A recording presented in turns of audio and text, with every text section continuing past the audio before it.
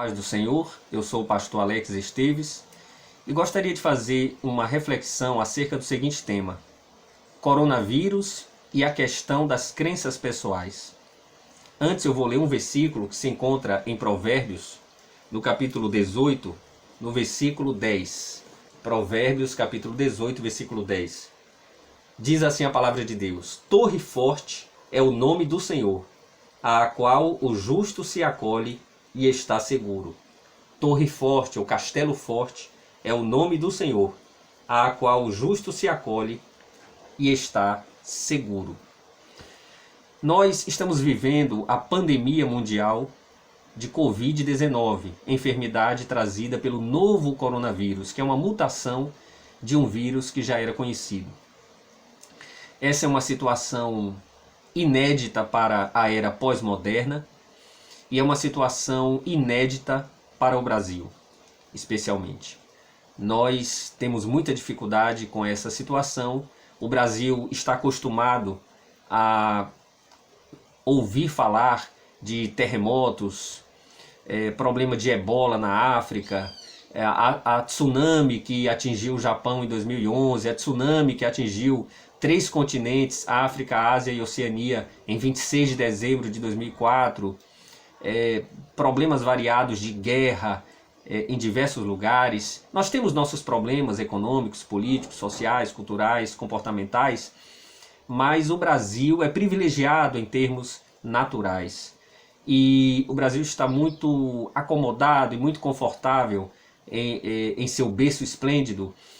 E nós, até quando tratamos dos sinais dos tempos e do princípio de dores e dos flagelos que acometem a humanidade, conforme está escrito em Mateus, Marcos, Lucas, no sermão escatológico, nós sempre temos uma visão de quem está de fora, porque esses problemas se abatem sobre outros países e não sobre o Brasil. Mas agora nós estamos nessa situação e há uma série de medidas governamentais, seja de contingenciamento, não ir para a escola, não ir para a universidade, não pegar o transporte público, seja de confinamento ou supressão, que é realmente o isolamento social, o distanciamento social, as pessoas ficarem em casa.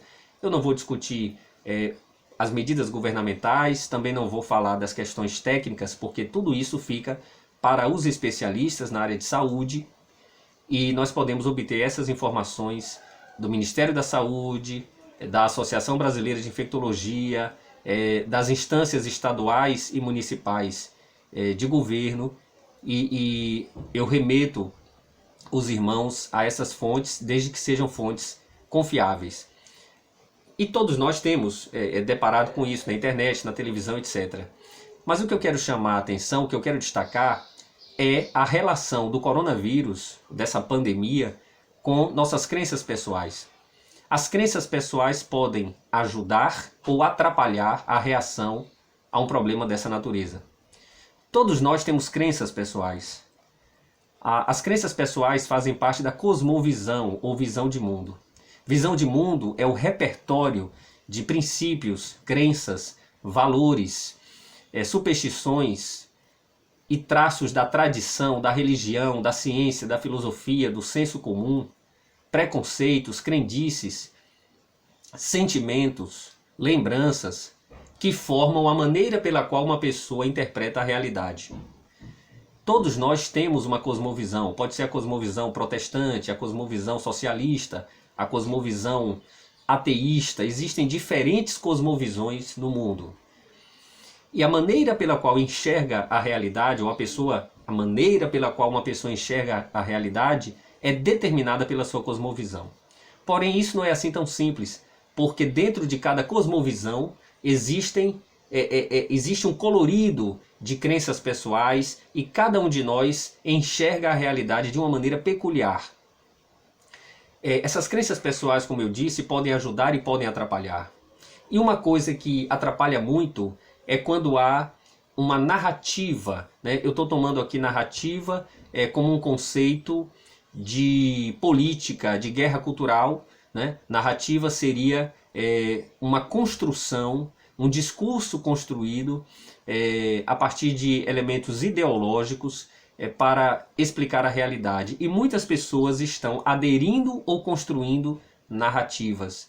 E uma narrativa que surge, que é muito perigosa, é de que o problema não é tão grave e que existem interesses econômicos e interesses políticos e que tudo o que está acontecendo é uma histeria, uma palavra que nós temos visto, é um pânico exagerado, que existem grupos manipulando a sociedade mundial e que essa reação toda, na verdade, é forjada para que haja uma mudança de atitude num nível global. É verdade que a China tem responsabilidade por tudo isso, porque quando foi detectado o novo coronavírus, lá em Wuhan, a China calou os médicos, um deles inclusive morreu, perseguiu jornalistas, e se ela tivesse adotado as medidas necessárias, certamente nós não estaríamos vivendo isso no mundo. Porque a China é uma ditadura comunista, ela é culpada pela disseminação do novo coronavírus por não adotar os protocolos adequados para o enfrentamento de uma doença dessa natureza. Isso é uma realidade e a China precisa pagar essa conta, precisa ser chamada às falas. Porém, isso não significa que tudo o que está acontecendo seja fruto de uma conspiração e, na verdade, agora essas restrições às quais estamos submetidos seriam desnecessárias, seriam demasiadas e tudo isso são os Illuminati, é alguém que está controlando como marionetes os governantes do mundo. Isso daí é determinado por uma narrativa conspiracionista. São crenças pessoais que as pessoas, claro, crenças pessoais são as pessoas que têm, mas são crenças que as pessoas têm, crenças subjetivas que as pessoas adotam para tentar enxergar a realidade contra a própria realidade. Vejam só, é verdade que pessoas estão morrendo. É verdade que a Itália está vivendo uma mortandade impressionante, especialmente no norte e no sul. É verdade que morreram pessoas na China. É verdade que os torneios de futebol no Brasil foram cancelados. É verdade que governos e empresas estão mandando seus funcionários para casa. É verdade que muita gente está perdendo dinheiro com isso. É verdade que Estados Unidos e Reino Unido estavam adotando antes uma medida de deixar, especialmente o Reino Unido, estava adotando uma política de deixar a doença se espalhar para que a sociedade, a população se imunizasse. E que os Estados Unidos estavam tratando o problema como um problema menor. E é verdade que esses dois regimes, esses dois países, passaram a adotar medidas duras e diferentes das anteriores depois de tomarem conhecimento de estudos confiáveis. É verdade que a Alemanha e a Coreia do Sul estão sendo mais bem-sucedidas porque estão fazendo testes e conseguem fazer testes num número muito grande de pessoas. Em vez de fazer o confinamento, que a China acabou fazendo, estão fazendo a mitigação.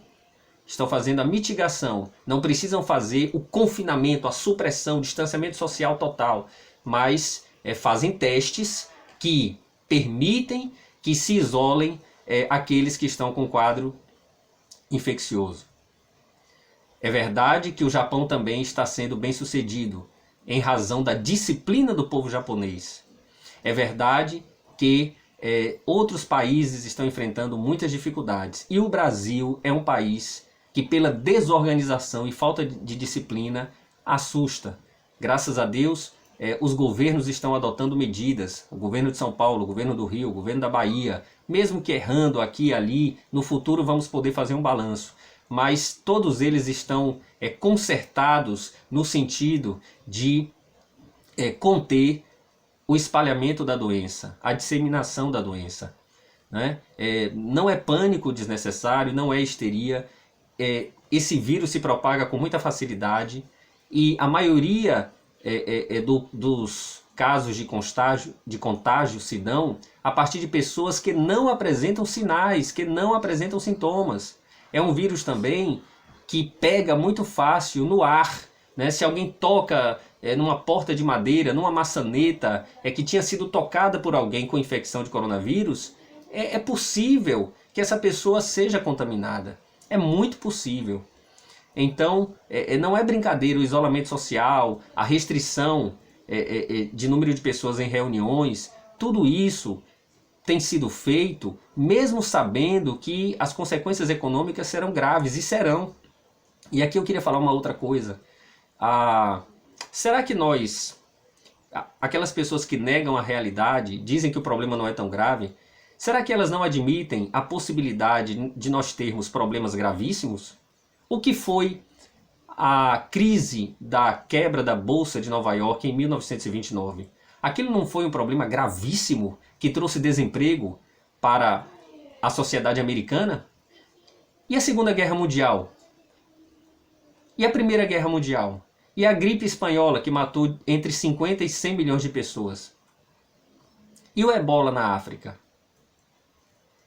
E a peste negra no século XIV, entre 1347 e 1351, na Europa e na Ásia? Né? E a peste bubônica no século XVII na Inglaterra? Tudo isso não foi gravíssimo? Tudo isso não foi absurdo? A reação das pessoas era um pânico exagerado? Era histeria? É claro que eu estou comparando coisas que são diferentes em sua dimensão, mas o que eu estou dizendo é que existem situações que exigem uma reação drástica. Será que é histeria que os torneios de futebol tenham sido cancelados? É histeria que as empresas estejam tomando cautela?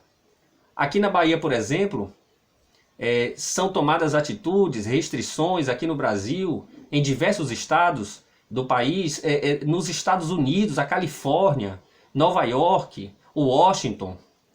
Os diversos estados americanos estão tomando essas medidas por quê? Agora, aqui no Brasil, nós temos a disciplina do japonês? Não temos. O japonês nem se cumprimenta, ele já fica à distância. Quem está gripado usa máscara. Naturalmente pode ser a influenza. Usa máscara porque é falta de educação entre os japoneses estar gripado e não usar máscara. Aqui no Brasil, como é que nós vamos evitar a contaminação, sendo que nós temos nós não temos tanta disciplina e organização e não temos a cultura da asepsia como outros países?